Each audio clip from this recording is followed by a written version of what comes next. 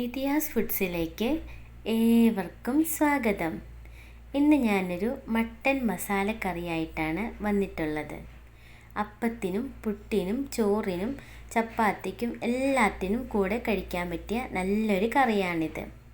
വീഡിയോയിലോട്ട് പോകുന്നതിന് മുന്നേ എൻ്റെ ചാനൽ ഇതുവരെ സബ്സ്ക്രൈബ് ചെയ്യാത്തവരാണെങ്കിൽ ഒന്ന് സബ്സ്ക്രൈബ് ചെയ്തേക്കണേ.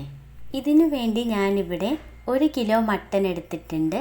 ഇത് നല്ലതുപോലെ കഴുകി വൃത്തിയാക്കി വെള്ളം കളഞ്ഞ് വെച്ചിട്ടുണ്ട്.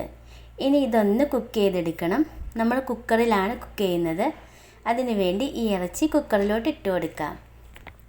ഇനി ഇതിലേക്ക് 1/2 ടീസ്പൂൺ മഞ്ഞൾപ്പൊടി, 1/2 ടേബിൾ സ്പൂൺ മുളക് പൊടി, 1 ടീസ്പൂൺ കുരുമുളക് പൊടി, 1/2 table spoon ginger garlic paste, ആവശ്യത്തിന് ഉപ്പ് എന്നിവ ചേർത്ത് കൊടുക്കാം.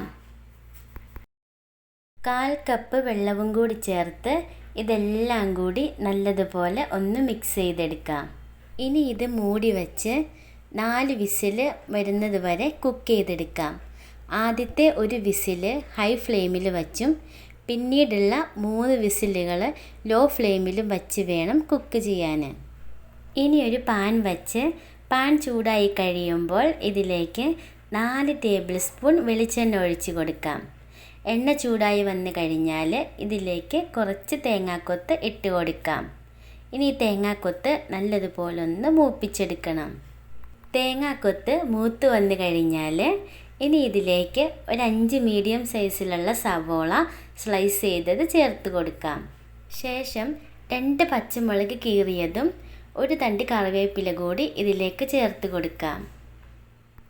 ഇനി ഇതെല്ലാം കൂടി നല്ലതുപോലെ വഴറ്റിക്കൊടുത്ത് ചെറിയൊരു ബ്രൗൺ കളർ ആകുന്നത് വരെ മുരിച്ചെടുക്കാം. ഇപ്പം സവാളയൊക്കെ നല്ലതുപോലെ വഴഞ്ഞ് കളറൊക്കെ മാറി മുരിഞ്ഞ് വന്നിട്ടുണ്ട്. ഇനി ഇതിലേക്ക് 2 table spoon ginger garlic paste ചേർത്ത് കൊടുക്കാം. ഇനി ഇതിൻ്റെ പച്ചമണം മാറുന്നത് വരെ വഴറ്റിക്കൊടുക്കാം. ശേഷം ഇതിലേക്ക് പൊടികൾ ചേർത്ത് കൊടുക്കാം. ഞാനിവിടെ 1/2 ടേബിൾ സ്പൂൺ മുളക് പൊടി, 2 ടേബിൾ സ്പൂൺ മല്ലിപ്പൊടി, 1/4 ടീസ്പൂൺ മഞ്ഞൾപ്പൊടി, 1 ടേബിൾ സ്പൂൺ പെരുംജീരകം പൊടിച്ചത് എന്നിവ എടുത്തിട്ടുണ്ട്. എടുത്തു വച്ചിട്ടുള്ള പൊടികളെല്ലാം ഇതിലോട്ട് ചേർത്ത് കൊടുക്കാം. ഇനി പൊടികളുടെ എല്ലാം പച്ചമണം മാറുന്നത് വരെ നല്ലതുപോലെ വഴറ്റിയെടുക്കാം. പൊടികളൊക്കെ നല്ലതുപോലെ ചൂടായി വന്നിട്ടുണ്ട്. ഇനി ഇതിലേക്ക് ഒരു തക്കാളി ചേർത്ത് കൊടുക്കാം.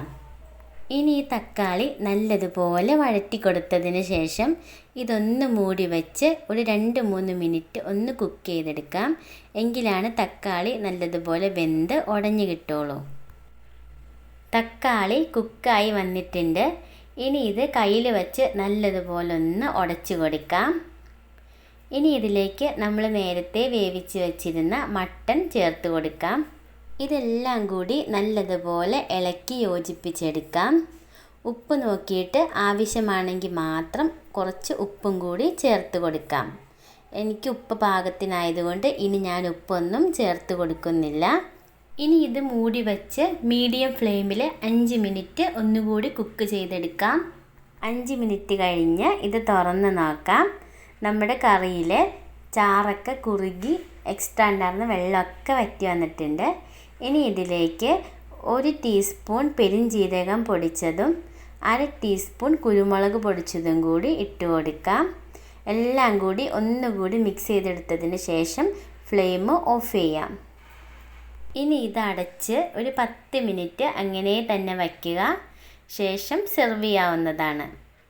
അങ്ങനെ ടേസ്റ്റി ആയിട്ടുള്ള മട്ടൻ മസാലക്കറി ഇവിടെ റെഡി ആയിട്ടുണ്ട്.